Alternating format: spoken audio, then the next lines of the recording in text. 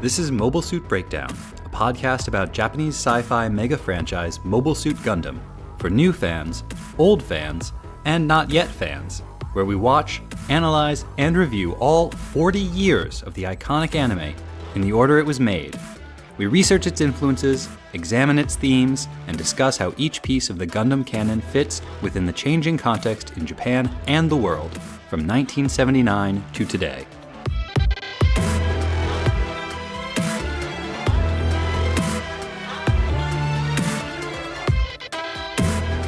This is episode 1.25.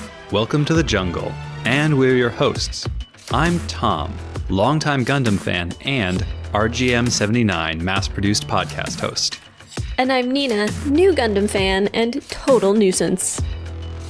As always, we have many people to thank. First, thanks to our new patrons, Zachary S., Matthew A., Casper N., Zeta Reserve, and Martin T. This puts us up to 50 patrons, which is amazing. Thank you all, you make the podcast possible. And as a special thanks for reaching 50 patrons, next month we are going to release an extra bonus episode. More on that coming soon. We'd also like to thank some reviewers, in particular reviewers from outside of the US, which because of the way Apple Podcasts handles reviews, we haven't been able to see until very recently. So if these are a little bit delayed, we apologize. We really appreciate the reviews, so thank you so much to G.I. Jim from the UK, Ikane from Norway, Malady from Canada, and _Pez from the UK. Thank you all. And thank you to The Red Comet 16229 on Instagram for giving us a shout out and recommending us to all of your followers. Thank you so much. We are also pleased to be able to announce our contest winners. We have 4 magnificent prize packs that will be going out to our winners. Everyone is getting a full copy of First Gundam, a Frabo and the Orphans band t-shirt, as well as a collection of postcards and stickers, both from MSB, as well as some stickers from the artist Ink Designer, who very graciously donated them to the contest. Everyone will also be getting a different Gundam art print. Additionally, the grand prize winner will be getting the Real Grade RX-78-2 Gundam and a system base to go with it, as well as a copy of the Gundam novelization written by Tomino and translated by Frederick Schott. All of the other prizes are getting differently colored Haropla. Blue, yellow, and red. And the blue Haropla winner will also be winning a copy of The Astro Boy Essays, a book about Osamu Tezuka by Frederick Schott, his longtime translator. And now the winners. The red Haropla prize goes to Action Awesome on Instagram. The yellow Haropla prize goes to Mandeep S on Facebook. The blue Haropla prize goes to Dylan Tynes, who follows us on Twitter, Instagram, and wrote us a review. And the grand prize goes to HenryFan3 on Instagram. We will be reaching out to all of you over the next week to get your details, your shipping address, and your t-shirt sizes. If we can't get in contact with you, unfortunately, we are going to give your prize pack away to another lucky winner. Keep an eye on your inbox. Yeah, especially check the inbox where your spam goes, because we are a couple of randos emailing you to tell you you won a contest. We did something a bit different this week. We recorded on the road. It's nice that our podcasting work can travel with us. But it also means we were outside of our studio and we did not have our usual equipment, so you might notice a couple of weird bits of audio here and there. I've done my best to clean them up in post-production, but I don't think I was able to catch everything. It also means we were able to have a special guest. Ron, would you introduce yourself? I'll be glad to. Thank you. My name is Ron Gonzalez, and I am primarily responsible for being the creator of about 50% of the team you listen to every week. I'm Nina's dad. Welcome to the podcast. Happy to be here. Thank you very much. He is also a huge film buff, and the reason I'm as interested in film as I am, so we wanted to get some of his impressions of Mobile Suit Gundam. Yeah, and before this, you had never watched this show before, right? No, that's right. Good point, Tom. I'm a newcomer to Gundam, had no idea what it was all about. And I actually got drawn into watching the show as a result of listening to your first 2 podcasts. I was intrigued by your use of historical references in regards to the show. and that got me to watching. Well, thank you. But you do have a long history both with film and with anime. I do. I'm a great fan of anime. I have a ton of film that I have watched and continue to collect. I enjoy it very much. It's just that Gundam is in fact, most of the mechanized anime is a field that I had not paid any attention to until you two started getting into this wonderful adventure. And I've so much enjoyed the first few episodes. I feel honored to be part of your show. Well, thank you so much for being here. Let's talk some Gundam. Last week, fed up with military life, Kai departed the White Base in Belfast. There he met Miharu, the young Zeon spy from the last episode, and took her up on her offer of a place to stay for a few days. When Zeon attacked the White Base once again, Kai reluctantly returned, unable to leave his shipmates to struggle without him. In the chaos of battle, Miharu snuck aboard the White Base before it left port. Kai soon discovered her, but determined to keep her out of trouble, he concealed her in his own cabin. Even so, when Zeon launched a new attack, she joined Kai aboard the Gunperry, and there met her fate, leaving Kai alone to mourn the girl no one else knew. This week we are covering Mobile Suit Gundam episodes 29, Tragedy in Jaburo, or Jaburo ni Chiru, and 30, A Wish of War Orphans, or Chisana Boeisen. Jaburo ni Chiru more or less means tragedy in Jaburo, but Chisana Boeisen means the tiny defense line. Oh, that's really cute and terrible. Right? Cute and terrible. It's Gundam all over. Why couldn't they just use that? In our research this week, we talk about orphans, orphanages, and daycare in Japan, the history of robots in Western cinema, visual inspiration and references, Operation Gunnerside, and the Saint Nazaire raids. But first, the recap.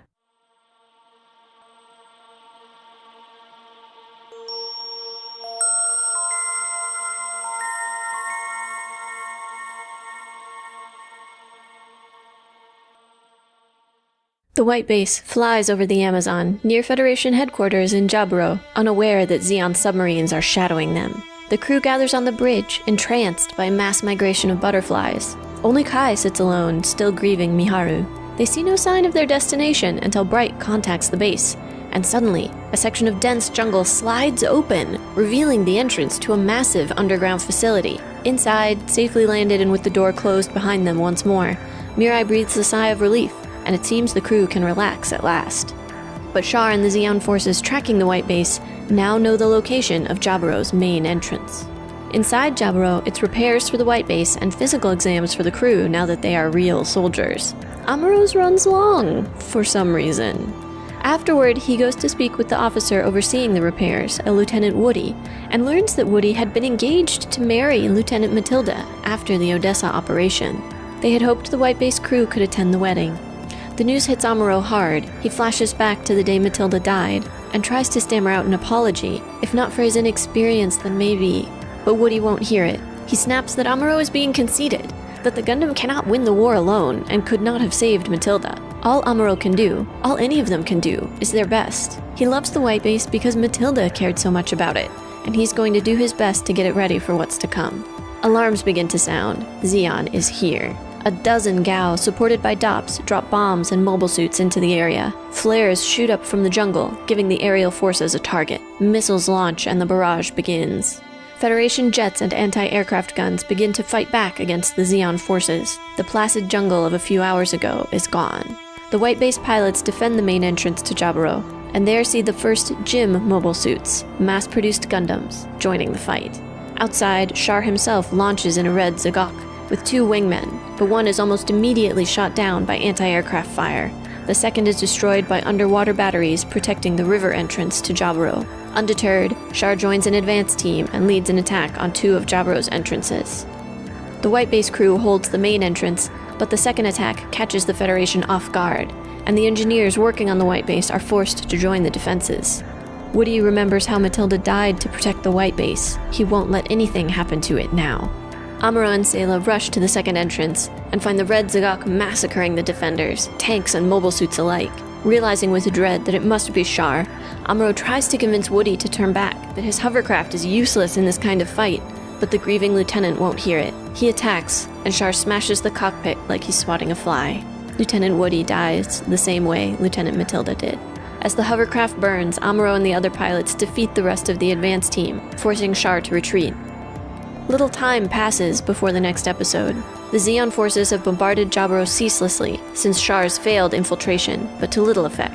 Unconcerned, the Federation forces in Jaburo return to business. The White Base crew is given official ranks, and Bright receives a promotion to lieutenant. Amuro takes no pleasure in his stripes, and when it's announced that all their shipmates who didn't make it will receive posthumous 2-rank promotions, he snaps. Is that all they get? You could at least say thank you. Bright tries to intervene, but the damage is done, and the Federation officer awarding them their ranks goes to slap the impertinent boy. Amuro leans just out of the way, but this gets him in even more trouble and earns him another slap. While the older orphans are made officers, Kika, Katz, and Let's are to be left in Jaburo's childcare facilities. Fra worries that the children won't be happy, separated from their ersatz family on the ship. But Amuro is sure of one thing: young children shouldn't have to see people killing each other. In the childcare center, the orphans have fun, running and laughing, playing in the playground, and being served juice and soft serve by a childcare robot. But they argue with the other children there, and when the one adult working at the center runs out to see what's happened, they flee into the vast, dark caverns of Jaburo. She tries to follow them, but they slide down a rocky slope and are quickly out of sight. Soon Fra, Mirai, and Sayla join the hunt for the orphans, but they are already long gone, afraid that if they are found, they will be forced to stay in Jaburo. By chance, the orphans stop to rest in the building housing the new gyms, but Kika sees movement, and suddenly they are caught by a force of Zeon saboteurs. Led by Char himself, these commandos tie and gag the children before placing time bombs all over the mobile suits. Working together, the orphans free each other from the ropes and gags and scramble to remove bombs from the gyms, just as they once saw Amuro remove bombs from the Gundam. They place the explosives in the back of a small car and attempt to drive them all to a remote place, away from any people or facilities. By chance, Amuro, Kai, and Hayato meet them en route. Amuro takes over their car while Kai helps the kids to safety. A minute later, Amuro throws himself free as the car and the bombs fly off a cliff and explode in the deep crevice below. As their plan falls apart, the Zeon forces try to flee Jaburo. Char, rushing to get to his Zagok, and Sayla, still searching for the orphans, come face to face. Neither can believe it. Sayla cannot believe that her gentle brother Kazval would join Zeon. Char cannot believe that his gentle sister Artesia would join any army at all. He asks her to leave the military for him, but before she can answer, someone opens fire and Char runs to join the rest of his force. Mirai runs up, asking if Sayla is okay, and doesn't believe her when Sayla claims not to have seen the Zeon officer standing on the rocks right in front of her. Char orders his men to fall back. Their mission is a failure, but the Gundam is coming for them and they cannot run fast enough. Amuro destroys all 4 of the Akagais accompanying Char, and even slices an arm off Char's Zagok before Char is able to escape through an underground river. The childcare officer tries to convince the White Base crew that Kika, Katz, and Let's should remain in Jaburo where it's safe, but Kai reminds her Jaburo has been infiltrated and attacked twice since they arrived. Besides, these aren't average children. They've been fighting alongside the rest of the crew all this time. The officer is forced to admit that maybe the children are better off with their adoptive family. While the rest of the crew celebrates, Sayla frets over Char's request, and Bright receives the unwelcome order that the White Base will be a decoy, luring Zeon forces away from the main Federation Space Force.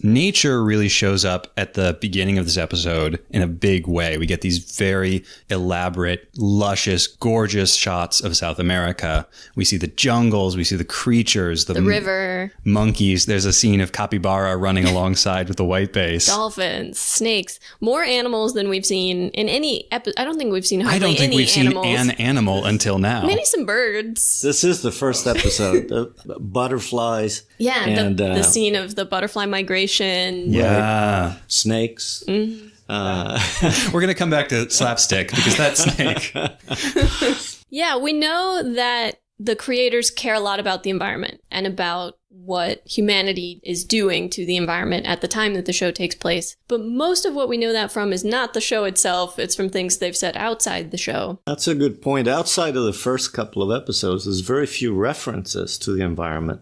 Tom highlighted while we were watching, too. There is a different use of color, which has been absent before. The oranges and the yellow. It's very warm. Yes. Mm-hmm. Interesting. Well, and even during this combat where they've made a point of showing us all this beautiful nature, what I would sort of expect if someone were trying to make a point about what war does to the environment is that we would then see dead animals, destroyed trees, polluted rivers, and we don't really get that. There's not a lot of attention paid to that part of the destruction in these episodes.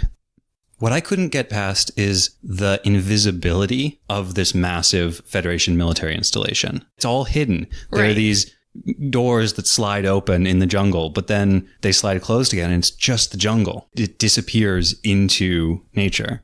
A couple of shots when you see the generals do make reference in the maps in the background to the size of the installation. Oh, and that scene when it's just Bright and Mirai in the council chamber with the generals, and it's just the four of them in this massive room. Exactly. And the maps behind them. And the other thing that is evident is, if you recall, when the first set of alarms goes off, no one is very terribly much worried about it. So, two of our outposts are reporting alarms, but there's no sense of urgency really until much later. Well, like in the second of the two episodes, that one outpost is being bombed fairly continuously, and we see that. Yeah. And they're like, oh, it's totally normal. This is how it always is. The other thing you get from that, though, is that this is the Federation main headquarters, and Zeon can basically do anything they want in the air above it. Right. Yes.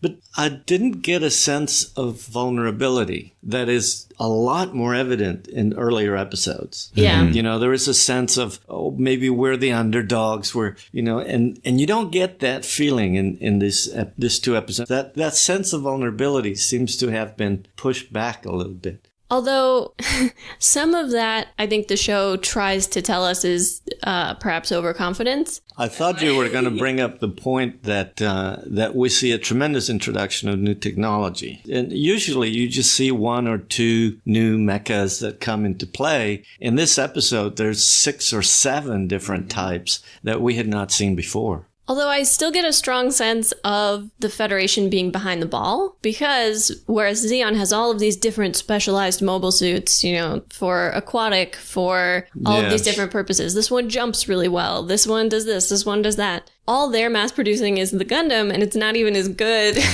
And obviously they're mass producing them at multiple locations. We only see the ones at Jaburo, but to know that Zeon has this much more advanced development. It brings up an interesting thought from a historical perspective, whether diversification in particular technologies leads to a faster exhaustion of your natural resources. I wonder if this is a specific reference. What do you think? I know it's a specific reference. To what then? Explain.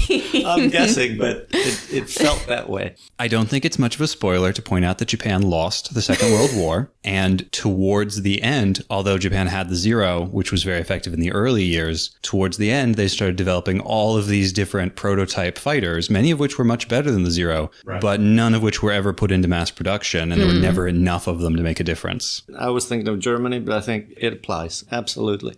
The other sort of resource moment that really struck me, and I'll be interested to hear what you guys think of it, we see that massive fleet of Gao squadrons fly in, tons of bombers. And shortly thereafter, we see a Zeon officer apologizing to Char. Oh, I'm sorry we didn't bring enough men for the for the first attack. Like, oh, I'm sorry we didn't bring enough. And yet you see this massive armada coming across. Is it that they have more resources than we think, or are they being profligate with what they have? I think it's not either of those. I think it's that the scale of Jaburo is so enormous that even that fleet of Gao is not enough to attack it directly, which is why these two episodes, both of them feature Char and his team trying to infiltrate and do damage inside Jaburo while the defenders are distracted by this fleet of Gao. Let me comment on that, because I think Char never intended it to be a massive attack. It was always intended to be kind of a command onto a raid with two purposes. One, to destroy a significant storage of Gundams, but more importantly, they've pinpointed two entrances to the location. Mm-hmm. And I think more importantly than either of those for Char is his opportunity to finally get the white base. Exactly. So it was a very interesting episode, and I think the way it ends, with Char jumping into the water and disappearing for a little while. I'll get you next time, Gundam. Yes.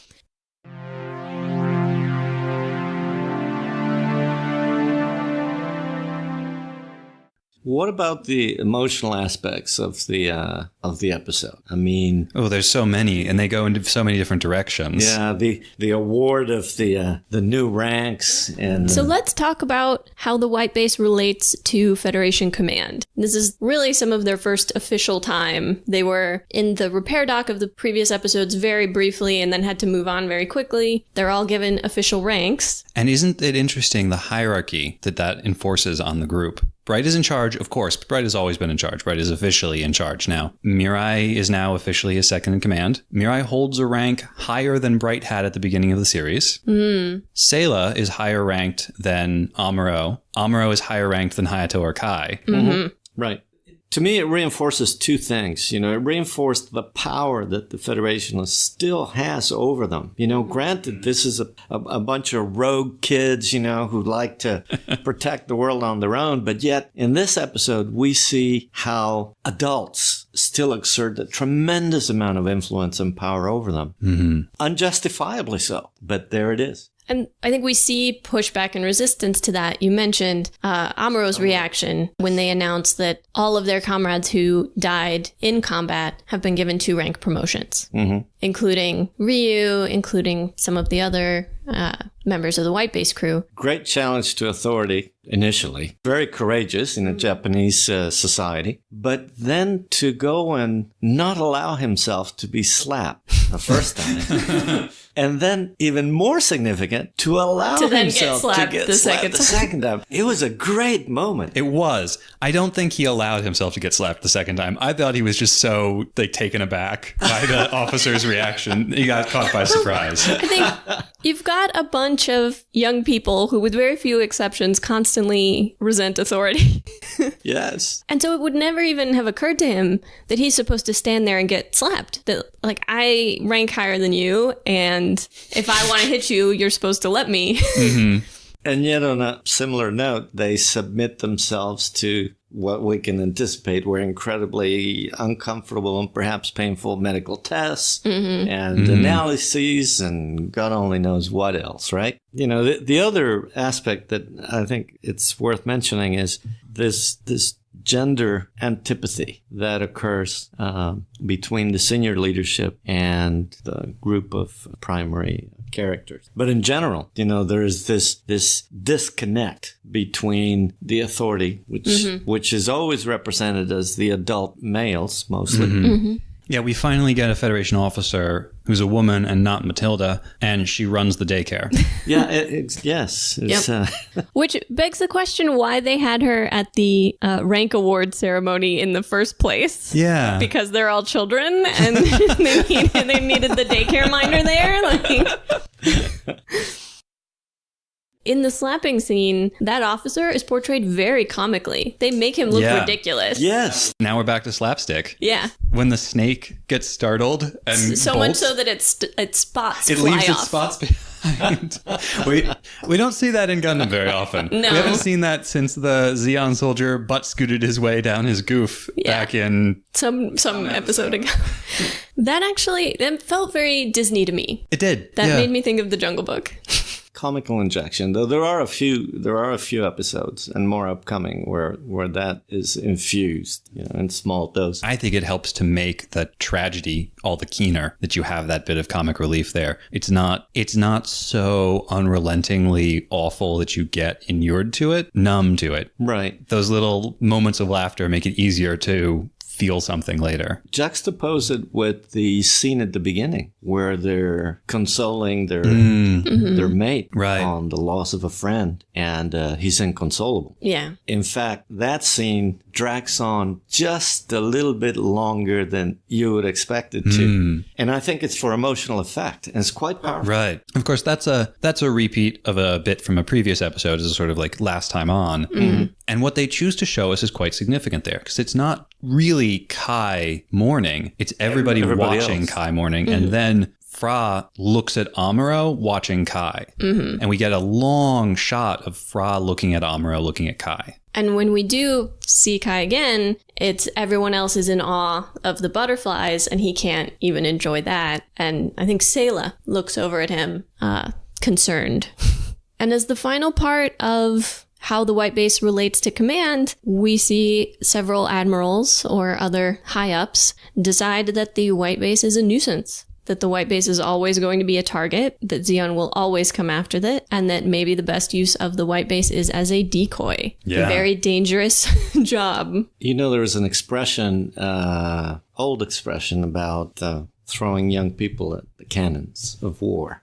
Something about how wars are started by old men and then fought by young men. Exactly. And it's that's the way that it struck me. You know, you see these older men who had no faith or indeed are incapable of valuing the sacrifice these people have made. And so they discount, the value. We'll use it as a decoy. It just a means to get them out of the way so that they can have maximum impact on their big offensive. And these two generals that we meet here are a good contrast for General Revel. Contrast and compare, really, because we met General Revel just a few episodes ago. He's a very different sort of officer. He's always leading from the front lines. He's not safe at Jaburo. Even before the big offensive at Odessa, we know he was sending support to the white base when no one else would. Right. And they made a point in those episodes of how disconnected from reality the central command at Jaburo was, but not Revel. And in the episode in Ireland, Revel, he's in this house and he's talking about how a general has to lead from the front. Clearly a very different sort of commander. But also he had no qualms about using the white base for exactly the same purpose during the Odessa operation.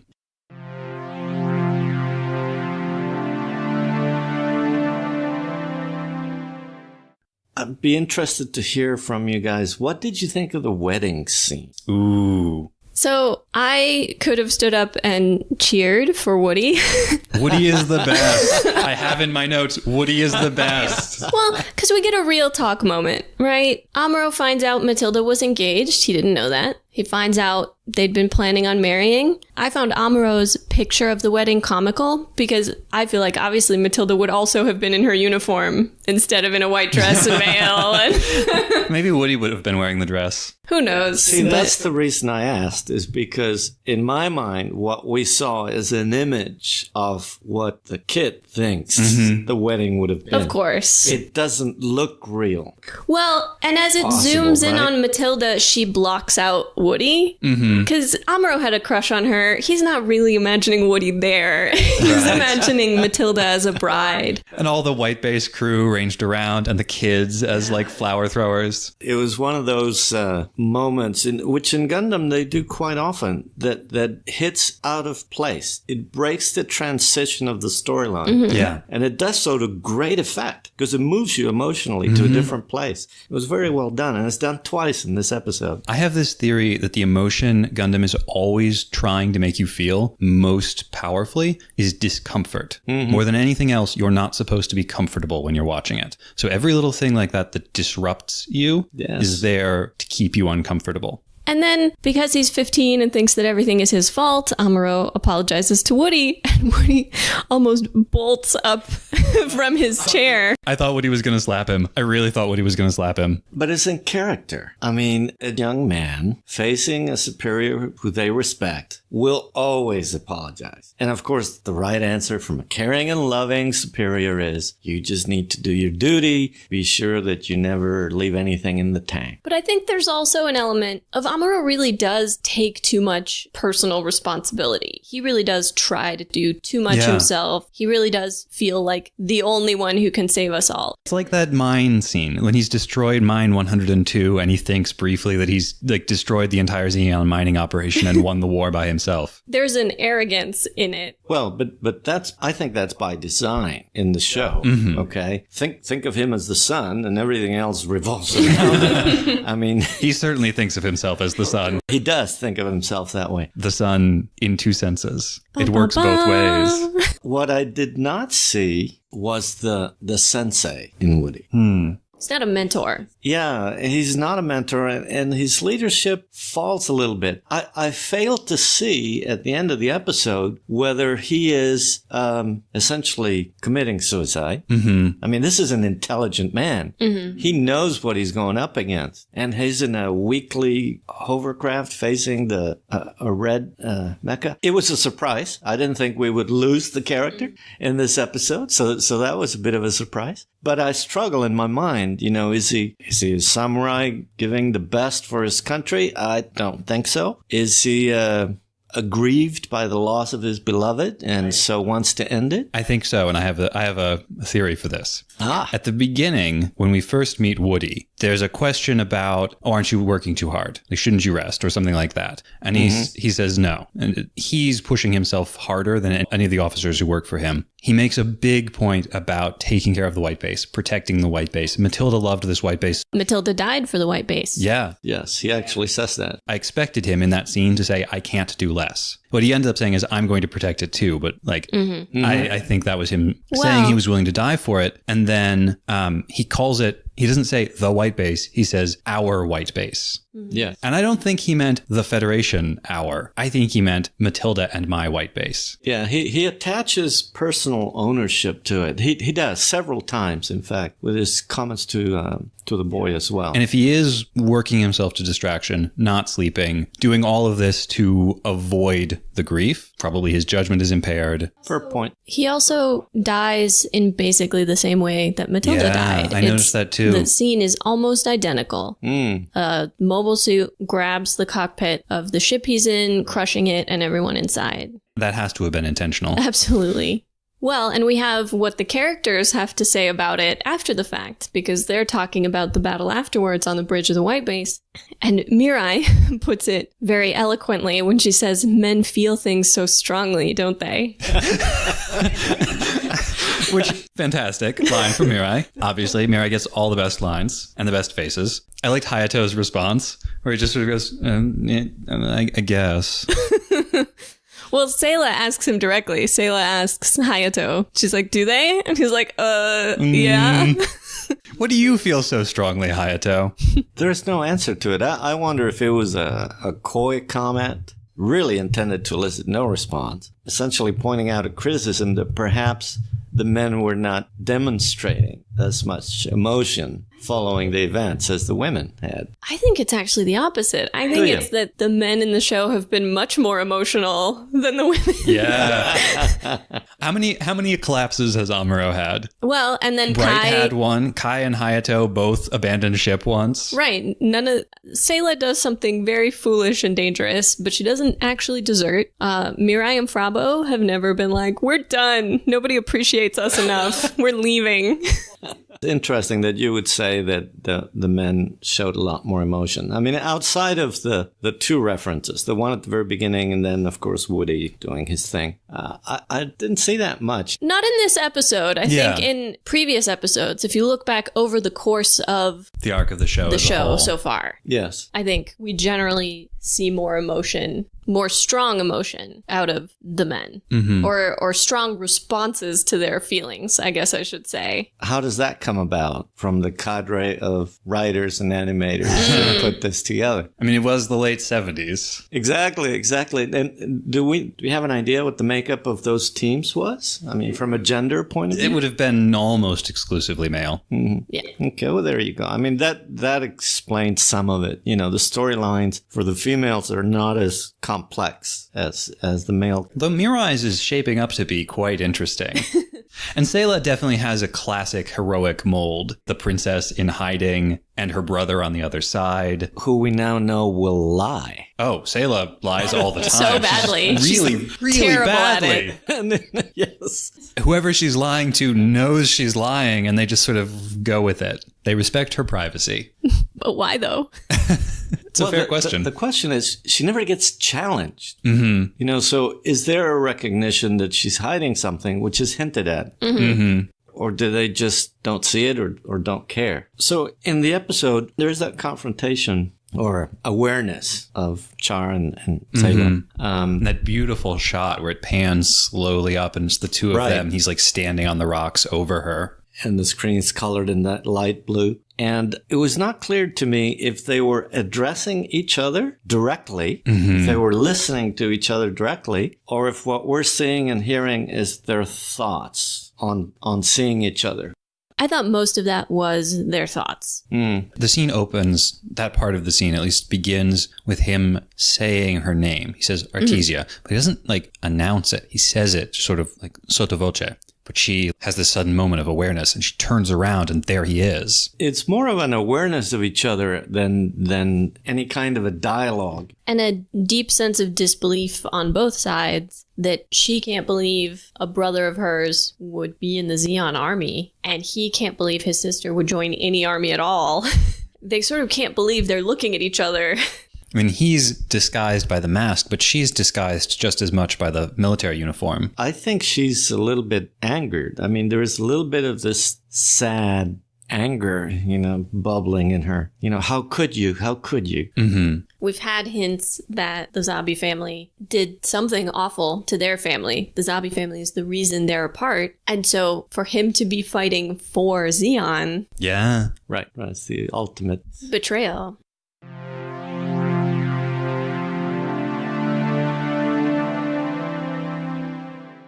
I think we continue to see a lot of great character development from Kai. I love Kai. Yeah. Well, this is the continuation of that accelerated character development for Kai. Kai is following the same path as Amuro, just a little bit faster. So Amuro lost Matilda. Kai lost Miharu. He mourns, and now he's in his revenge mode. Yep.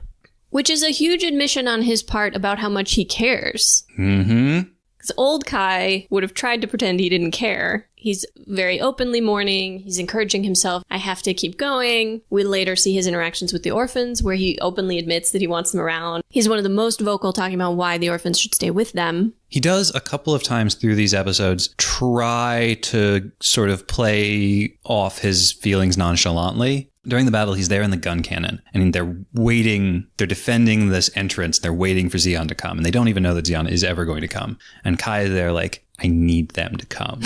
I need them to be here so that I can do something about Miharu. All of this emotion that as a man I'm feeling so strongly right now. Yeah. That's a good point. I like that. We also get a bit more background on Mirai. Yeah, real significant. We knew her family was famous. That's all we knew about her before we came into this episode. But now we know her father was a Federation politician. And he's dead. He's dead. That his death is maybe the reason she went to Side 7. And that she has a fiancé. Right. She describes him almost as a draft dodger. That he went out there to stay away from the war. Could not be more different from Bright. No. Bright is noticeably peeved. Bright does not try to hide it at all. Not a word. I mean, all of his response to this new knowledge about her past boyfriend is emitted through images. There's some fantastic animation. Yeah. Over a period of a couple of minutes where we see the gamut of emotions that he goes through. Yeah. Without a single word being spoken. It's quite good. We've talked before about how when it comes to these moments of interpersonal drama, Tomino likes to take a very Ozu-like approach and be very hands-off and very subtle with the characterization. I thought what was really interesting about that is very, very subtle. But this is our confirmation that Bright and Mirai have a relationship. They don't just like each other. They are together. Right. Because she says, she's saying, oh, this is like, there's really nothing there. It was set up by our families. I'll have to do something about that soon. And Bright says, yep. Yeah, you will.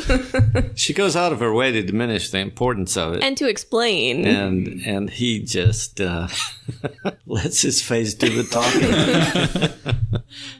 It's good. Though I think he's not mad at her. He's just mad. Yeah, he doesn't seem particularly angry with her. There's no like, why didn't you tell me? How could you keep this from me? No, he understands. He just wants her to address the situation. It is upsetting. It's saving that for future episodes. We also get some confirmation that there's something special about Amuro. Again. Yeah. When they go and they do their medical, Amuro is the only one who they check his brainwaves. And we know Matilda spoke about him to other people in the Federation. They think there's something special there. I keep waiting for more of an explanation. I had Amuro and Esperism on my notes as well, both for that. Also, later when he's fighting hang on, let me go through all of the new mobile suits that were introduced in this episode. Zoc? I think it's the Zoc. When he's fighting the Zoc, which he's never seen before, it wasn't in the Federation's database. It's not one that they knew about in advance. They've got no technical information whatsoever on it. And he fires one shot and he hits the cockpit precisely, even though it's not where Azaku's cockpit would have been. Uh-huh. And it's pinpoint accurate. He hits the guy inside without knowing that he was there. Well, without having any normal way of knowing that he was there. Mm-hmm. And later in the second episode, when there's that whole scene of Char and his ninja minions fleeing through the caves and Amuro's chasing after them, and he's basically shooting them and cutting them down in pitch darkness. Yeah. There's a sense of Amuro's extrasensory perceptions. The other thing I thought was very interesting about Amuro in these episodes is we see him change from the sort of reckless, go-get-em young guy to almost being the old hand veteran, yelling at everyone else, no, don't just charge in, like, be careful. Like, he's yelling at all the pilots of the mass-produced Gundams, the GIMs, is that what they call them? Yes. He's telling everyone to be cautious. He's telling everyone to be careful, to look out. He's giving them tips. He's giving them instructions. Suddenly, he's the veteran with his vast experience over the past few months. But he has evolved as a character, as a leader, because he's seen so many of his good friends die. Yeah, he has not been the same since Ryu died. Exactly. The mistakes of everyone around him is making him more capable, more aware. And the mistakes that he's making as well. So I think you do see in him a little bit of a leader in development. Slow because of the fact that he is a child. Mm-hmm. This is a very young person. So I think the pace of his growth is actually quite good. Mm-hmm. They don't rush it. No, not at all. I think it's been very good. It's rare that in a giant robots show from this era, our protagonist would not already start out a fully formed hero with no development necessary, and then to actually take the time and show him stumbling, show him getting a little bit better and then stumbling again. It's unusual. No, but he is the one character that ties everyone together. I mean, I made the reference earlier. He's the sun, and everyone else revolves around, and it's been done very well so far. See how far they take it.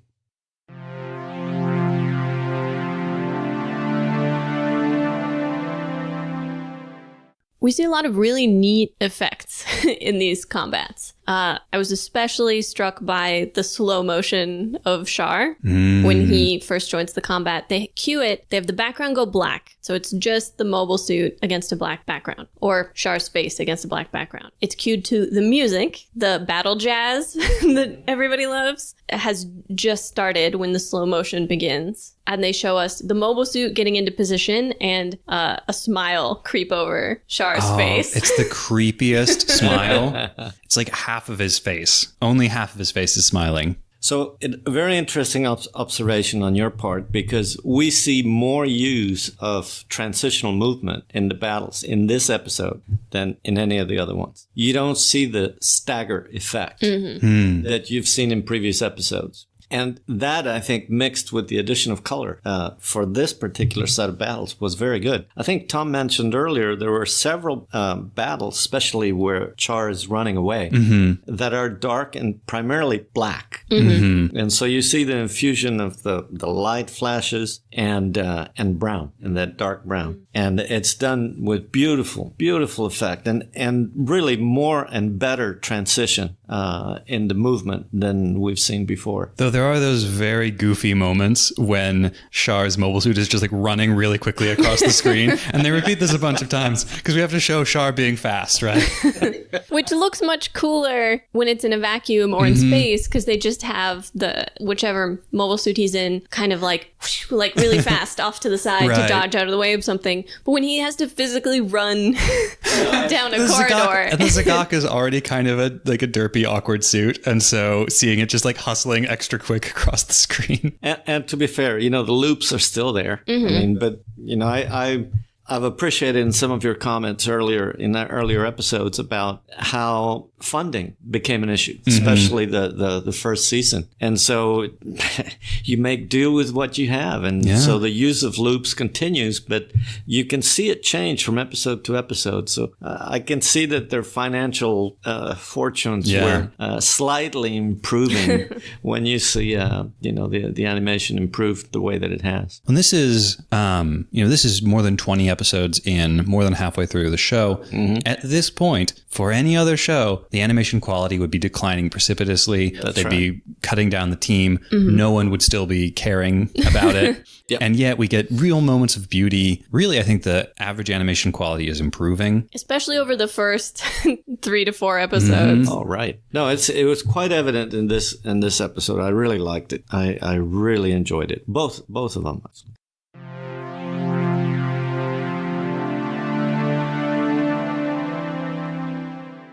All right, I think now we are ready to talk about the orphans. Kika and Cats and Let's. Yeah, I keep trying to figure out if there are puns for Kika and Let's, because Katz's name is actually Katsu. Oh, really? Oh. Favorite lunch. Orphans played a very important part, I think, in the development of the storyline, because they're a very significant part of how Japanese society looks at family and outcasts. I believe the term for orphan is minoshiko. I think it is, which basically means outcast. So the term orphan, or absent of parent or mother, is an outcast. And that's how I view this group of young travelers. They are outcast. Yeah, we've talked before about how this is a crew of orphans. We've only touched on it briefly in the past, but, now that we know that Mirai's dad is dead, I don't think there are any characters on the white base except Amuro who we can be certain that their parents are alive. But if we take it a little bit further and focus on just the 3 very young, recognized orphans by everyone, it's also salient in the way that they're presented to us, in that they each have a little bit of a psychological difference. They can't control their emotions, or they're a little bit violent, and I think they represent what the writers viewed the orphan community to be in Japan. 90% of the Japanese orphans at the time that the Gundam was written were in state institutions. What percentage was that again? 90%. Wow. So 90%. Over 30,000 orphans in Japan. It's worth noting, Japan does not have much of a foster care system. Fabulous Kids point. wind up in orphanages all the time. Yes.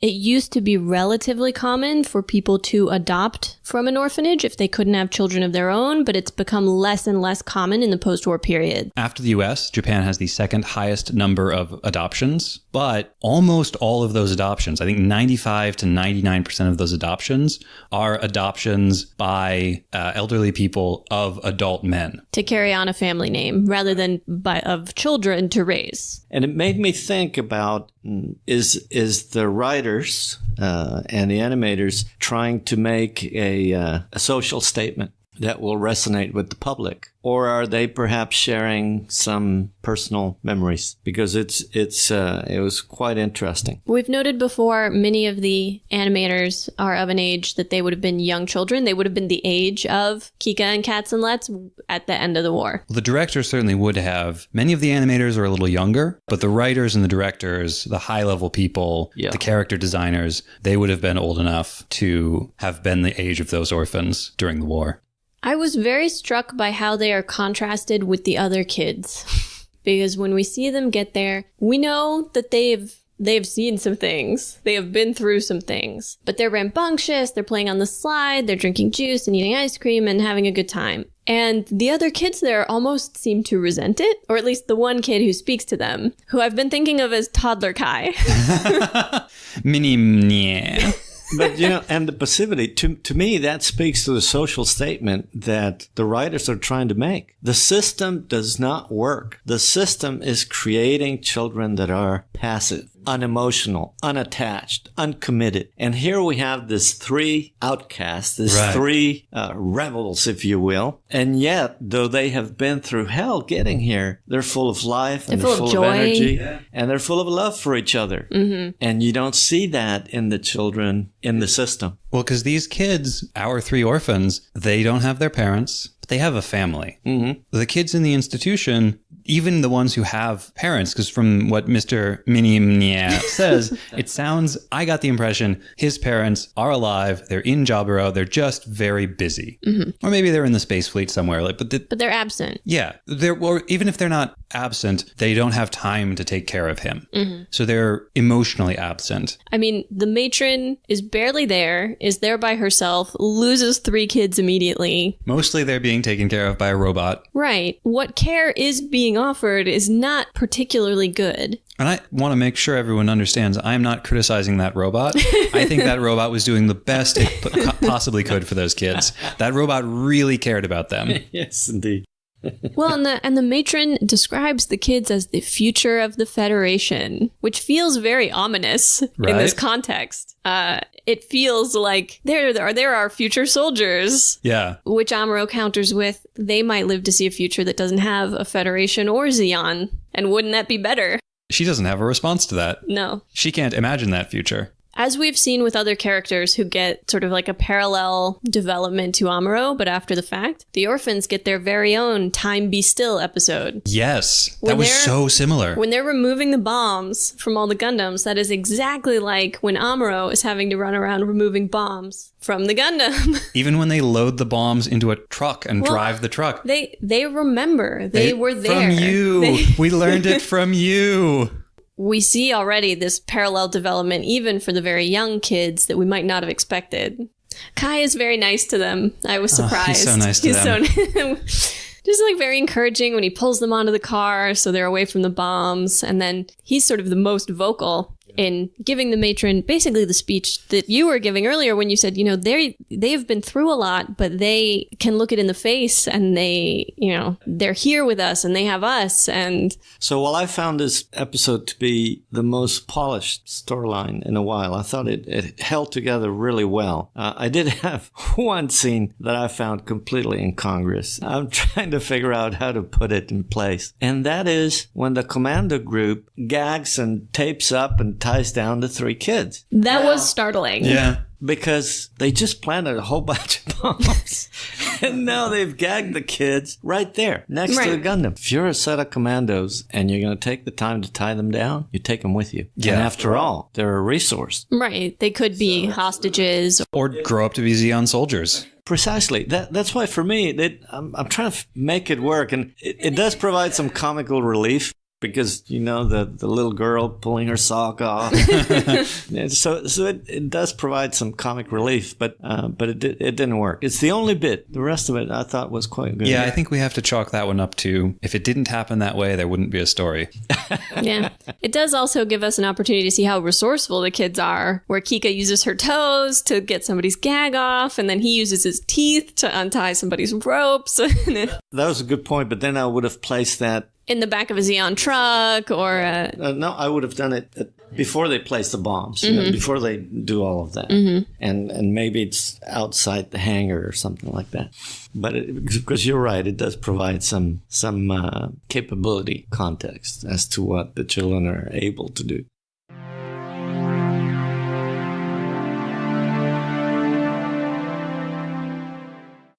For a bunch of episodes now, really since the beginning, while the Federation has called it the White Base, Zeon has been referring to this particular ship as the Trojan Horse, in English at least. And that's a easy enough thing to understand. It kind of is shaped like a horse, and what are you going to call it? Mystery Ship X? I like that.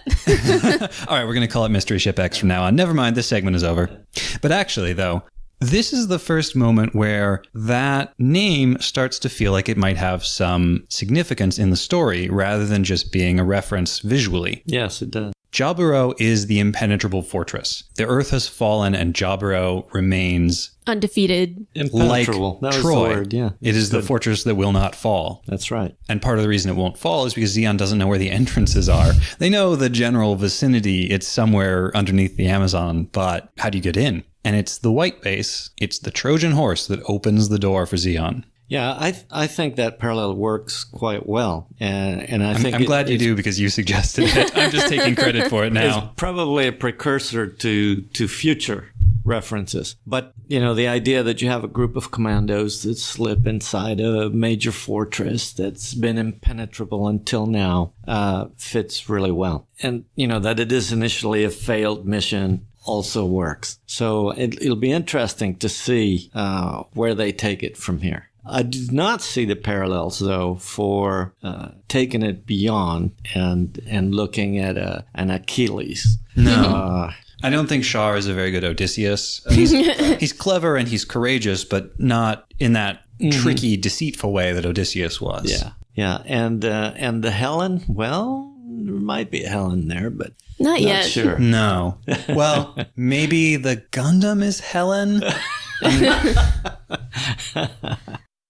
No, so much for the Trojan Horse. But I do believe that if we continue to hear the Zion troops referred to it as the Trojan Horse. Zeon. Although Zion was one of the original ways of transliterating that over into English. Really? Yeah. In Japanese, it's like Jion. Oh, Ji. And in a lot of the early fan subs, it was translated to Zion. And then in the official translations, Sunrise and Tomino were like, that is not That's an not association okay. that we want. Well, completely Make it something else, unintended. which is how we got Zeon. But I didn't know that it used to be transliterated that way. That's interesting. Very good. But yeah, as you were saying, if they continue to call it the Trojan Horse, that does beg the question, what's the association? Absolutely. Also, when I thought back a couple of episodes, you have all this plants, you have all this spice associated with, the White Base, this Trojan horse, so this Trojan horse is the means by which they infiltrate. Although you pointed out, the crew of the White Base, they're not really part of the Federation. Maybe they are the infiltrating force. All of these civilians with their unmilitary attitudes who have infiltrated the Federation forces. We shall see. Time and maturity. We'll see.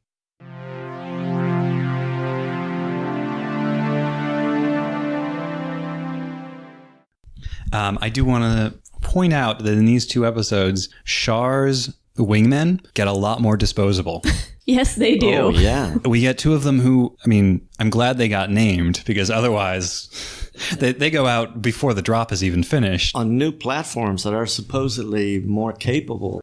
Yes. And then when he goes in with a whole team of commandos, they all get killed. And in both of these, there's a parallel because when they're doing that drop initially, the para drop with the Zigaks, the first guy to get killed, it happens because Char dodges out of the way, and the blast that was aimed at Char hits the guy behind him.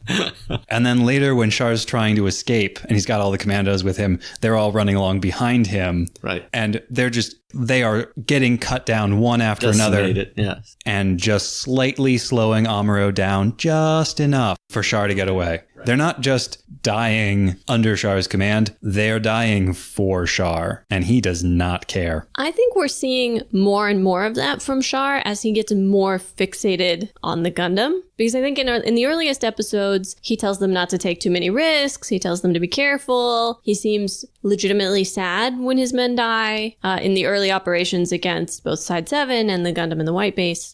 At this point, his attitude when the first batch of aquatic mobile suits go against Amuro and get taken out is like, oh, it was necessary losses. Like, of course they got destroyed. I knew that would happen. I sent them out anyway. It is my fate to destroy the Gundam with my own 2 hands. No one else can do it. And so he has become very blasé about the losses that he's requiring. He is obsessed with destroying the Gundam, and any loss is worth it. Interesting. That's a good point. There is a loss of emotion in that character. That was not there originally. That's definitely true. But do you think that's what drives him? I mean, that is his sole purpose? I don't think it's his sole purpose, but I think it's overwhelming him right now. I do wonder, though. I find myself constantly wondering, what is his endgame? Because, okay, he took out Garma, and somehow either Kaizelia knows and doesn't care, or doesn't think that he did it. So that's one zombie down. But there's 4 still left that we know of. And how does his sort of desire to take on the Gundam and to win and to be the best, how does that, if it does, come together at all with his mission for revenge? You don't see any joy of leadership in its own sense. You don't see any ambition for power, not evident. So yeah, maybe it is just a pure obsession. He is so used to thinking of himself as the best mobile suit pilot in existence that he can't stand to be bested by anyone. Could be. And more than that, he wants to destroy the Gundam. I think he gets something out of fighting it. I think there's a satisfaction he gets from fighting the Gundam that he doesn't get from anything else. It's a trope of a sort. I feel like I've seen it in movies and books and stuff, but the enemy that you respect, right? The rival. It's almost a joy to fight them because they're so good and they challenge you and they push you constantly to be better. So Char is masala to Ben-Hur. More or less.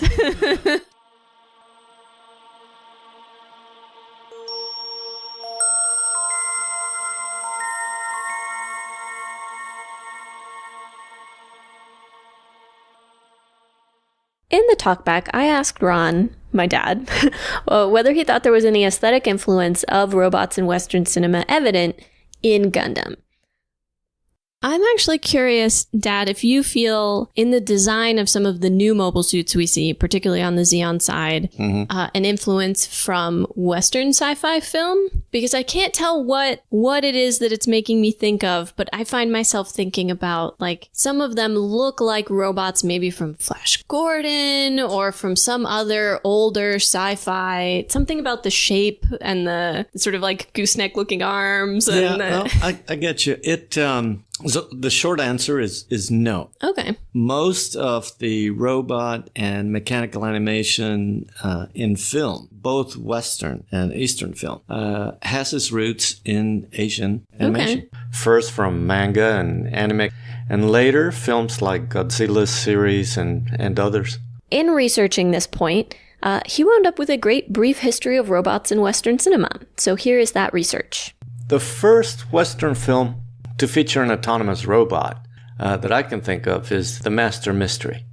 This is a almost 4-hour-long film released as a 15-episode serial back in 1919, though it was probably filmed the year before. Of note, it's Harry Houdini's first feature film. So if you've never seen Harry Houdini in live footage, I recommend it. But most critics will consider Fritz Lang's film from 1927, Metropolis, as the first truly significant, first full-feature movie to have a robot as a significant character. After that, in my mind, it's not until 1951, with The Day the Earth Stood Still, that director Robert Wise enthralls us with Gort. That's the name of the robot, that really tall robot. This was loosely based on Harry Bates' story from Farewell to the Master, which is a short story from the 40s. What came next is a small number of low-budget, very poor imitations. And it's really not until 1956 that we see another significant robot film, Robbie the Robot. Remember him? That's from Fred Wilcox's Forbidden Planet.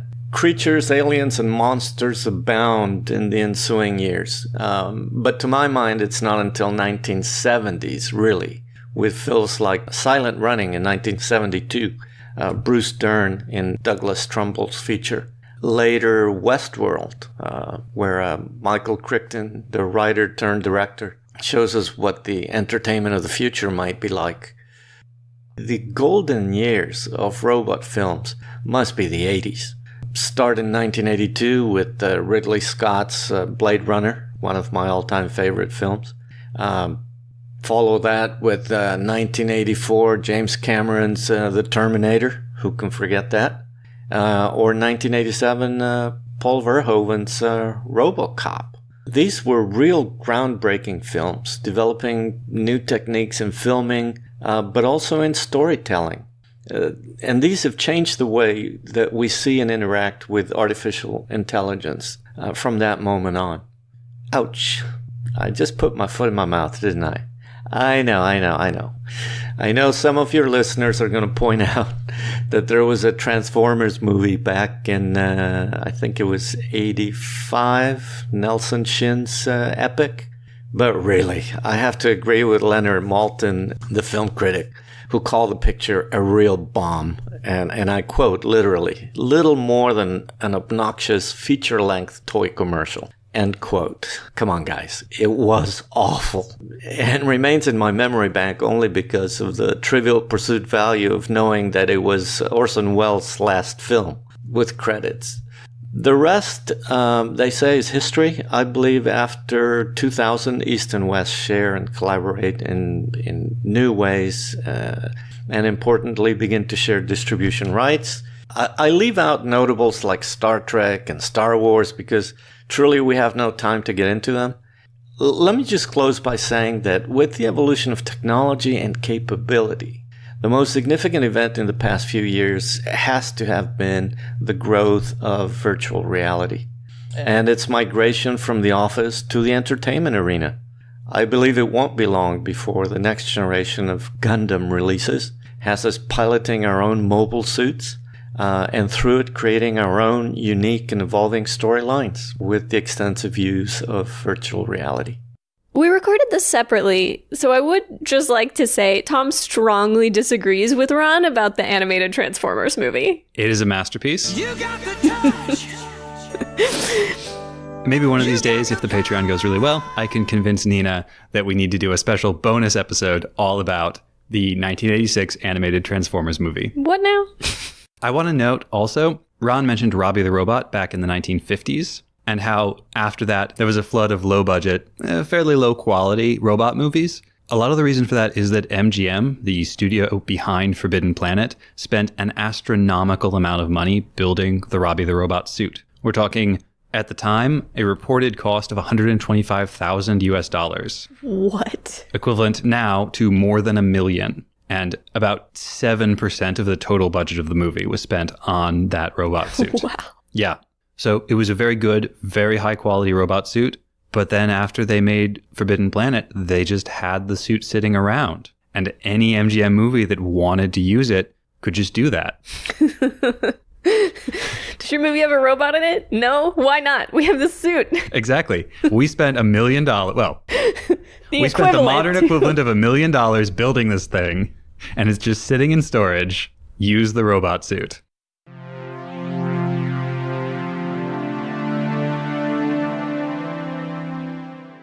We've talked many times before about orphans in this series. Not just Kika, Katz, and Let's, but a lot of the rest of the White Base crew. This theme got pulled into the foreground again in the second of these two episodes, A Wish for War Orphans, so I want to expand a bit on orphans, orphanages, and daycare in Japan.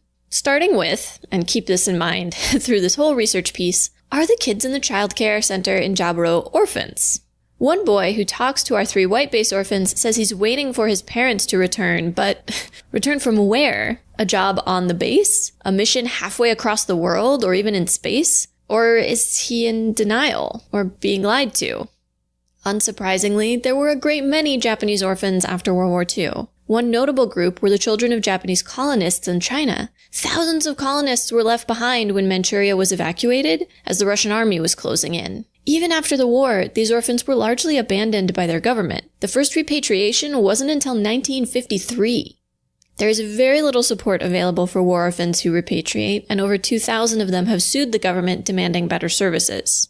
When we say war orphans here, are these specifically the children of people who were killed during the war? Or are these also including children who were left behind by fleeing living parents?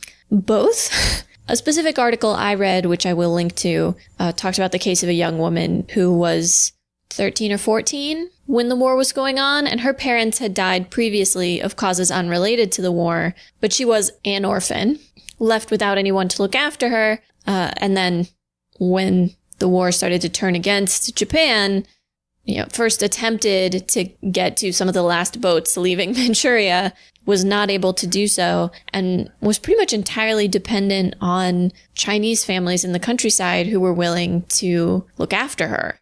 Some of whom were very kind and some of whom not so much. Wound up married to a Chinese man, felt deeply betrayed by her government, especially once she heard about Japanese atrocities in the war, because obviously, because of propaganda and her age at the time of the war, she wouldn't have known anything about that. And then she hears about the Nanjing massacre. She hears about the experimentation of bioweapons and chemical weapons on prisoners of war. And she's thinking about all the horrible things she endured in the aftermath of the war, including being attacked by local Chinese people. And she's like, well, no wonder they hated us.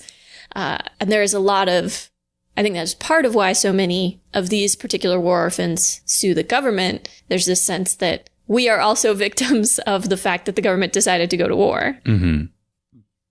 It's eerie to think that at 13 or 14, as a girl, she's an orphan with no one to take care of her, who gets abandoned in a foreign country. But if she had been a boy, she probably would have been in the army. On the home islands, in the chaos of the immediate post-war period, it was difficult for anyone to get by, but children, left without parents or guardians, were especially vulnerable. Most were homeless, sleeping in train stations, begging and stealing to feed themselves. Rather than being pitied, these children were vilified, and a police crackdown in Tokyo led to more than 400 children, most of them between the ages of 7 and 10, being thrown in jail. The government ignored the problem until 1948, when an investigation found over 123,000 orphans living on the streets in Japan. The number was likely much higher. This would hardly have been an easy population to count. Mm-hmm. They also excluded Okinawa, the only home islands that actually saw combat. The government proceeded to do nothing with this information. Query whether Okinawa counts as a home island. Yeah, granted, but they considered it part of the home islands, but they did not include it in this count. Well, Japan has a long history of considering the Okinawan people to be Japanese, except when it would be inconvenient. Government policy was to place orphans with relatives, no matter how distant. Many of these distant relations forced the children out themselves, which is what happens in Grave of the Fireflies, the movie that we've mentioned before about orphans at the end of World War II. Yeah, so if you want to see a beautiful movie or ruin your day, or both at the same time, we recommend Grave of the Fireflies. The occupation forces were alarmed by the number of street children and told the government to do something, but didn't pay much attention to what was done. And what was done was more crackdowns and arrests. Eventually, some of these children managed to build safe, comfortable lives, but most kept their childhoods as street children an absolute secret. Nowadays, Japan has many more children in orphanages than in foster care. This is true in spite of very high adoption rates, because most adoptions in Japan are, as Tom mentioned earlier, of adult men by families who want to be sure their family name is carried on, if they didn't have a son of their own, or who run a family business and are adopting the intended successor to the business. This happens even in very large family businesses, I found out. Businesses like Suzuki, Canon, and Kikoman. Additionally, many children in orphanages are not technically orphans. They've been removed from their family due to abuse or neglect, or have been abandoned by their parents due to poverty. There continues to be a great deal of stigma around being an orphan and not belonging to any family. And orphans are subject to all kinds of discrimination in their adult lives, including in housing, in the job market, in marriage. Bullying is very common in orphanages, and one adult who grew up in a childcare institution said that while they were never mistreated by the staff, they never felt loved or cared for. Daycare in Japan began in the late 1800s. Factories that wanted to employ women, cheaper labor, began to have on-site childcare facilities. As more and more women entered the workforce, available childcare expanded. This was especially true during the post-war period. Rapid industrialization meant there was great need for labor. Many countries solved this issue by accepting more immigrants, but Japan was adamantly against that particular solution. Shocking. Cue finding ways for more women to participate in the labor force. At the same time, the standard of living that was considered normal increasingly required both parents working outside the home. Japan has a notoriously grueling work culture. Many office workers are expected to remain at work until late at night, as well as to work on Saturdays and sometimes even Sundays. In my reading about childcare in Japan, I found that many facilities offer extended hours that go as late as midnight. A child with two parents working in these kind of environments might barely see their parents during the work week, only spending time with them on Sundays. It just occurred to me that that also imposes on the childcare workers the obligation to stay at work all day. Yep, I assume they do shifts, but still. Despite the huge need for childcare, a recent statistic I found was that there are 20,000 children on wait lists for spots at licensed daycare in Japan right now. Facilities are plagued by low wages, high turnover, and understaffing. So given this history and these conditions, what are the writers trying to say here? Are the children in the childcare center in Jaburo war orphans, or simply neglected by a system that demands total commitment from their parents without giving the children any meaningful way to engage with society? What really stood out to me in your discussion about orphans and orphanages in Japan was the stigma that gets attached to it. Mm-hmm. And then contrast that to the very sensitive, positive depictions of orphans in Gundam. Mm-hmm. Remembering that basically all of the characters are orphans. And there's no sense in Gundam of that stigma. Mm-hmm. Instead, there's this feeling of this a little dysfunctional, but very loving extended family aboard the White Base. It makes me wonder, in the first place, whether any of Gundam's creators were orphans. Certainly, it's easy to imagine how someone who was a child, even a child who wasn't an orphan, but a child during that era of police crackdowns, could come to the conclusion that adults are the enemies of children.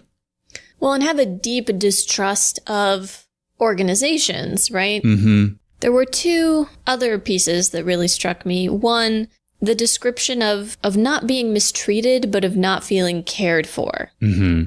Which, when you see this room full of children with no adults, and no one's engaging with anyone else, everyone is quiet and listless, and there is no play, and there is no teaching, they feel, quote-unquote, safe, but neglected. And the White Base orphans are precisely the opposite. They are not safe. An episode ago, they almost got blown up. But everyone is up in their business all the time. They are not neglected. They are loved and cared for. And when the Federation officer who runs the childcare center is talking about, oh, the children are the future of the Federation, I felt this burst of anger because... And I think this is meant to comment on society at the time. Oh, you'll care about them once they're adults and you can make them do something for you. But right now they're children and you can't make use of them. And therefore they are shunted aside and ignored and neglected. Hey, this 1979 anime feels strangely relevant in 2019. The utter inadequacy of society when a bunch of kid parents are a better option.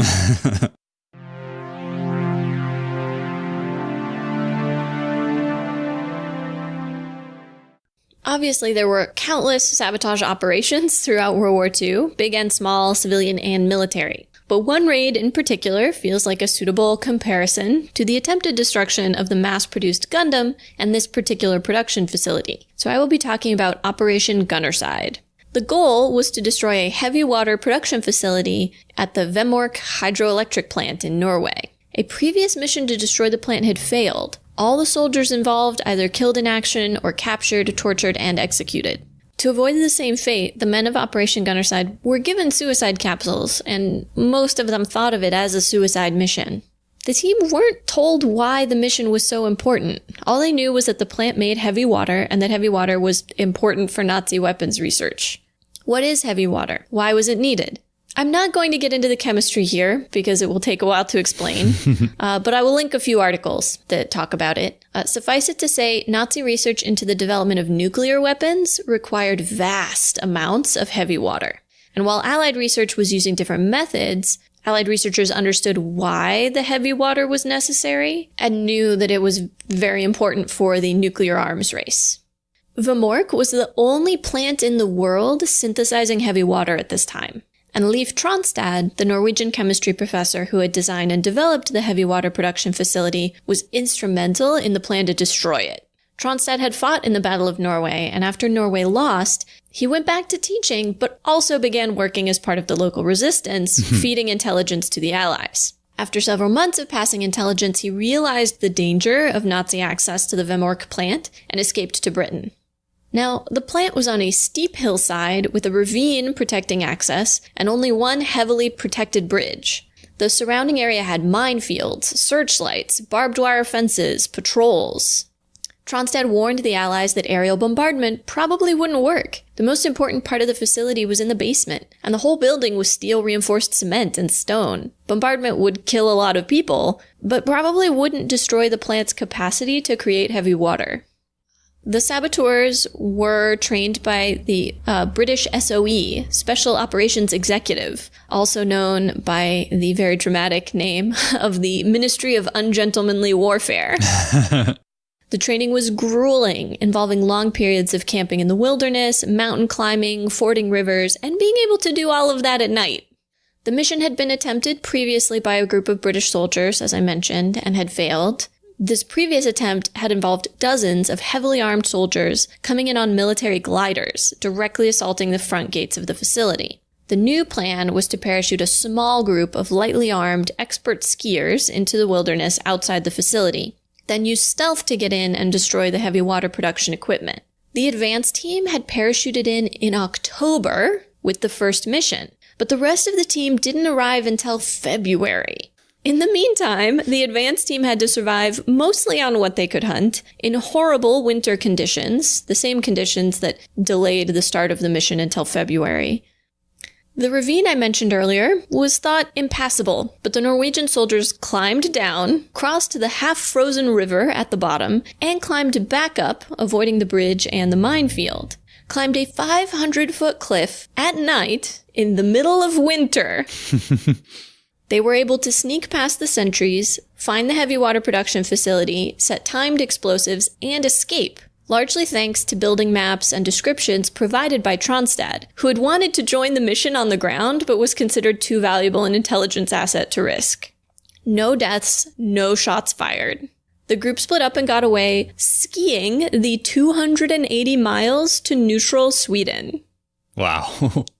Later attempts at aerial bombardment of the plant were totally ineffective. But when Nazi high command attempted to move the supplies of heavy water and the production equipment to Germany, Norwegian saboteurs sunk the transportation ferry, basically destroying all of the production capacity and all the remaining heavy water.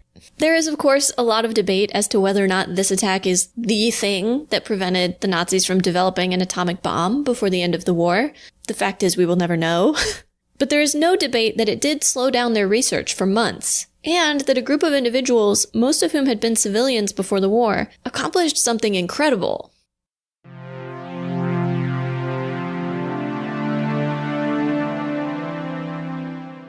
This is the episode for us to talk about daring commando raids to take out key Axis infrastructure. Nina already talked about the raid to destroy a important heavy water plant, and now I get to tell you the story of the Saint-Nazaire raid, also known as Operation Chariot.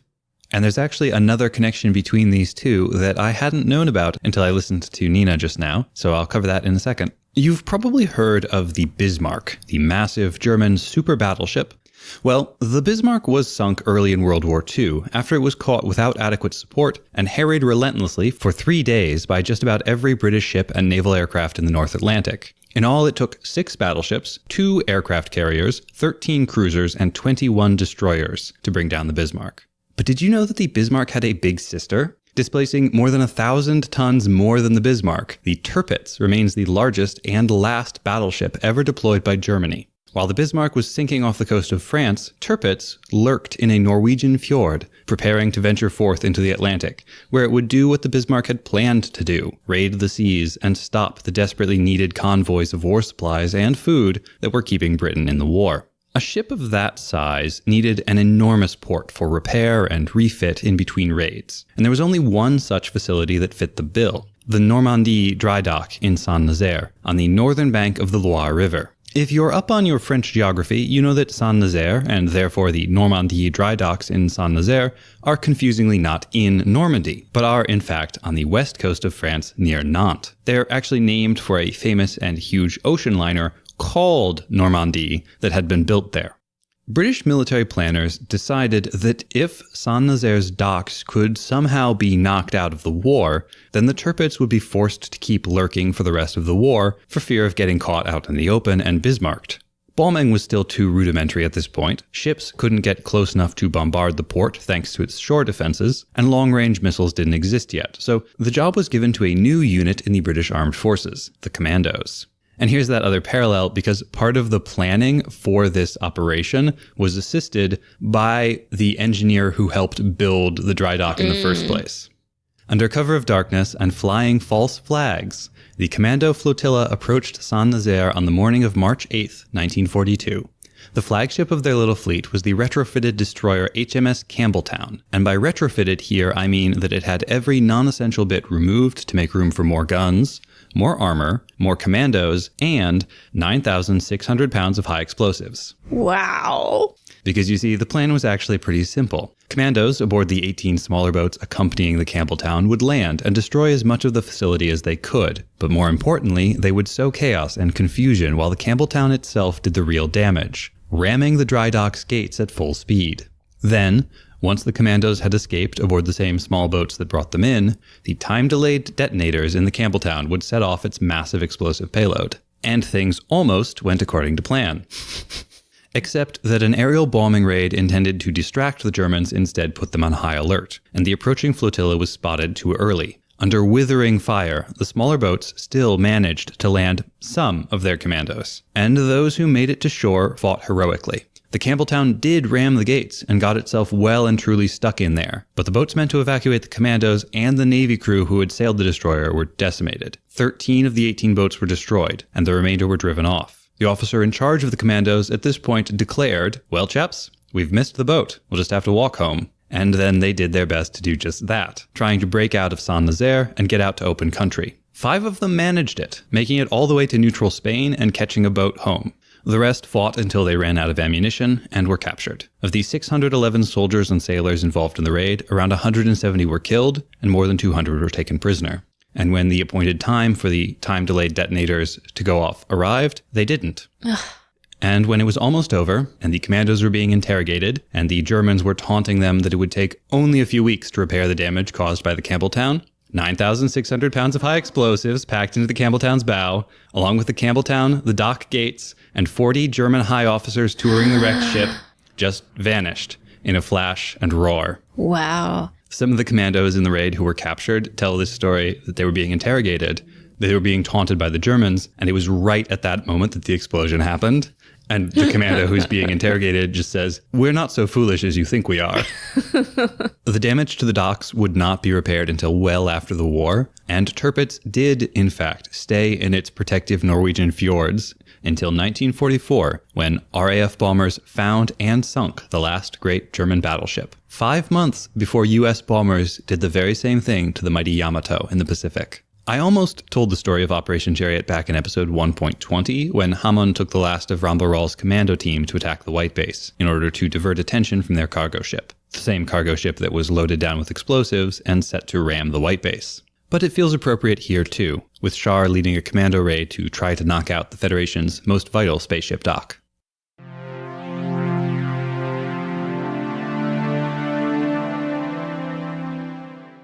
Ever since Char Returns a few episodes back, when General Revel stood in front of a projection of different Zeon mobile suit designs and practically announced that there was going to be a new mobile suit every week, there has been a new mobile suit every week.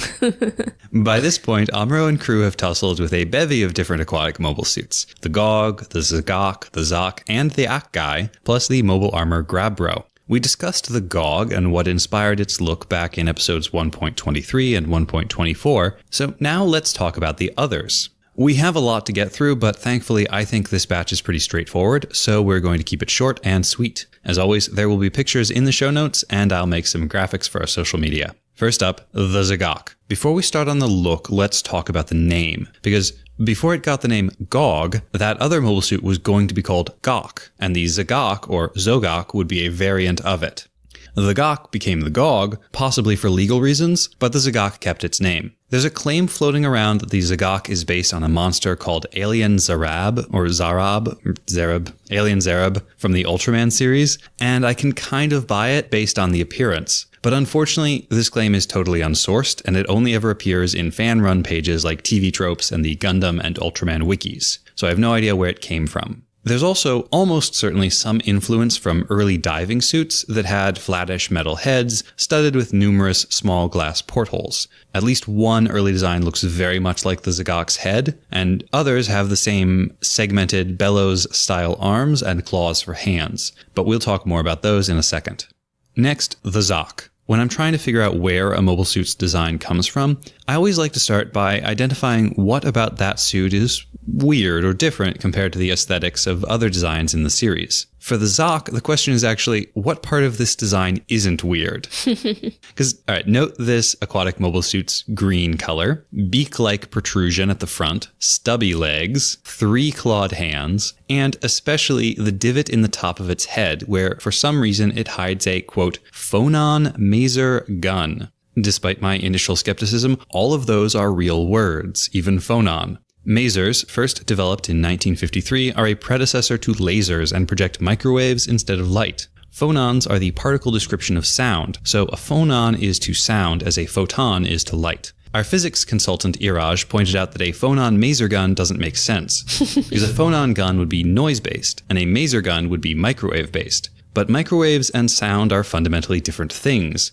so a device that does what a maser does but for sound instead of microwaves should actually be called something like a saser. And hey, those are a thing happening now. Caltech, University of Nottingham, and the Lashkarev Institute of Semiconductor Physics at the National Academy of Sciences of Ukraine have all been working on very experimental saser designs since around 2010. But I don't think that Gundam calling the Zok's weapon a phonon maser means they didn't understand the science. I think it's actually an artifact of the scientific vocabulary of the time. See, in 1964, physicist and inventor of the maser, Charles H. Townes, gave his Nobel Prize lecture, and in it he speculated about the possibility that phonons could be mazed. Yeah, that's the verb. And when the laser was first imagined back in 1957, it was originally called an optical maser. So I think maser must have just been used in the scientific community at that time to describe any device that was conceptually similar to a maser. Anyway, those features all make it pretty clear to me that the Zok is based on that dangerous water imp of Japanese folklore, the kappa. I love kappa. Kappa are amazing. While depictions of the kappa vary across different regions in Japan, the one universal feature is that the kappa has a cavity in its head filled with water, and if that water is ever spilled, the kappa will be paralyzed. Other common kappa features are green skin, a beak, 3 clawed hands, and stubby legs. One final observation here. We know that someone on the Gundam creative team, perhaps Tomino himself, has a fondness for wordplay in languages other than Japanese. We learned that in the first episode when slender denim jeans infiltrated Side 7. Among the truly unique visual features of the Zok is the shape of its mono-eye track. So far, we've encountered a straight track on the Zaku, Goof, and Zagok, a cross on the Dom, and an inverted T-shape on the Gog and Akgai. But our kappa-shaped mobile suit, the Zok, has a mono-eye track that is shaped like the letter K, or perhaps like the Greek letter from which the modern K is derived. You know, the Greek letter kappa.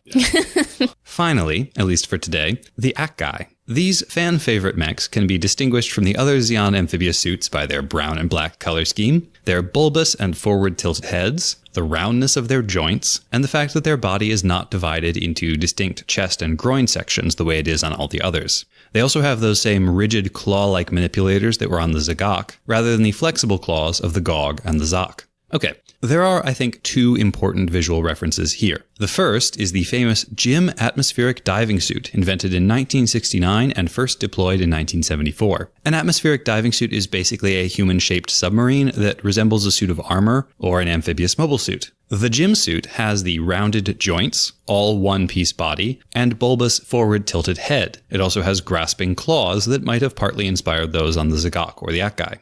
The other reference for the Akai might be the Kamaitachi, another demon out of Japanese folklore. These are Weasel Demons. With the fur of a hedgehog. Yep, Weasel Demons. They have the fur of a hedgehog and the cry of a dog. And they ride on or within whirlwinds and cut people with the sickle-like blades on their hands. So Sandshrew. Or the Tasmanian Devil. The Tasmanian Sandshrew. As Weasel Demons, they are often brown and black colored, with sickle hands, like the Akai. Or the Sandshrew. Oh, and the Grab Bro? It looks like a crab from some angles and a duck from other angles. I don't know what you want from me. This one's not very interesting. Crab duck. Duck crab. Sounds delicious. Crab duckin'. You might have noticed, as we did, that one of the Akai commandos in Char's second raid on Jaburo has a distinctive, large, reddish-brown nose. It stuck out, in the literal sense, but also in the figurative sense, because we've seen characters with noses like that before. The first one to my mind was the peddler/mole man from Escaflowne, but there are definitely others as well. And we weren't alone. Despite their extremely brief appearances in the anime, the Akai and this particular pilot both stood out enough that they earned recurring spots in Gundam media over the years, including in video games and so on. And after some digging, I found out that this guy has actually been given a name, Akahana. But if you speak Japanese, you'll no doubt recognize that Akahana just means red nose. It's also the Japanese medical term for rosacea, a skin condition that causes redness and swelling in the face, and particularly in the nose. Untreated rosacea can lead a person to develop a condition called rhinophyma, and the development of a large, bulbous, red-flushed nose like the one Akahana sports in Gundam.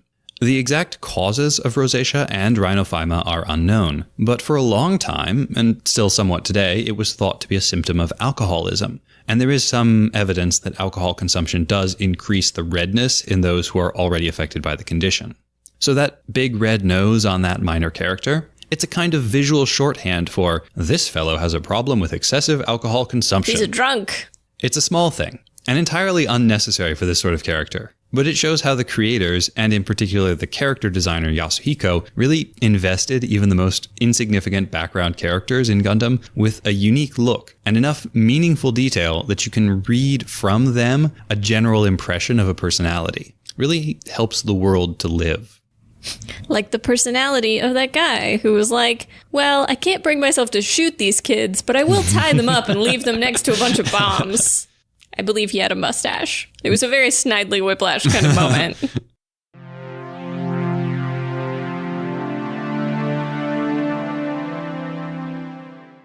We didn't have a chance to get to know Woody, but his death and those of the other Jaburo defenders are no less tragic. It feels appropriate, then, to honor these unnamed dead with a slightly modified text that appears on the tomb of the unknown soldier.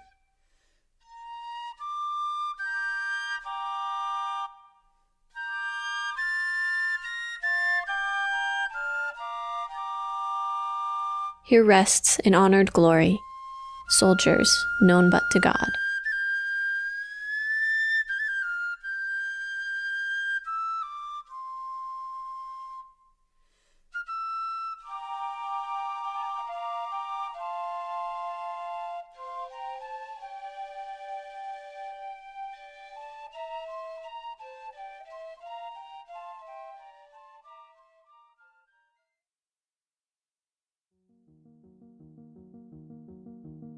Next time on episode 1.26, Fire Broadside.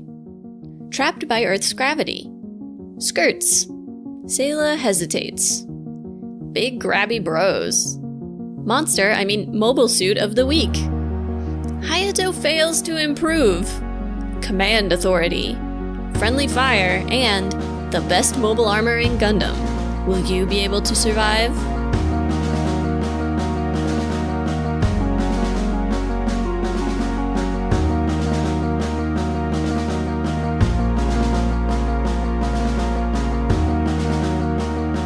make sure you do all of the podcast things. Subscribe, share, review, and pledge your undying devotion to Mobile Suit Breakdown for free on fine podcast services everywhere and on YouTube. Join us on Patreon for great bonus content, access to the MSB Discord, and to support the podcast. Just go to GundamPodcast.com/Patreon. You can follow us on Twitter at Gundam Podcast, on Instagram at Gundam Podcast, and on Facebook at Facebook.com/Gundam Podcast. And you can check out our website, GundamPodcast.com, for all our episodes, show notes, and more. Plus, you can email your questions, comments, and complaints to GundamPodcast@gmail.com. Or shout your wrong Gundam opinion to us in person by coming to scenic New York City and yelling, "Soft serve is better than orange juice," on any busy street corner. We'll totally hear you. That's not wrong. You're wrong. What does that have to do with Gundam? Remember the robot in this episode? I know, but it's not a Gundam opinion. It's a life opinion. The intro song is Wasp by Misha Dioxin. The closing music is Long Way Home by Spinning Ratio. You can find links and more in the show notes. And thank you for listening.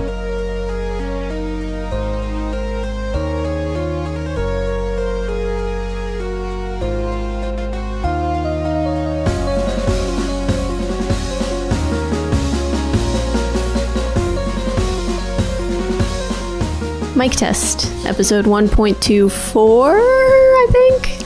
Ooh, we should figure that out before we start doing this.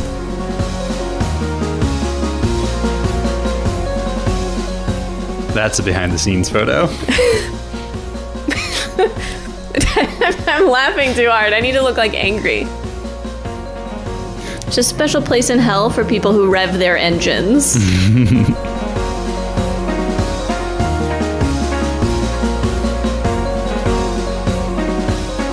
Okay. Ready? Okay.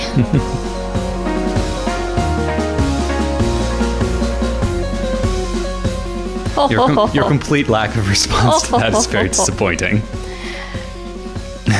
You don't have to fake a response there. That's fine. I actually giggled at the second one.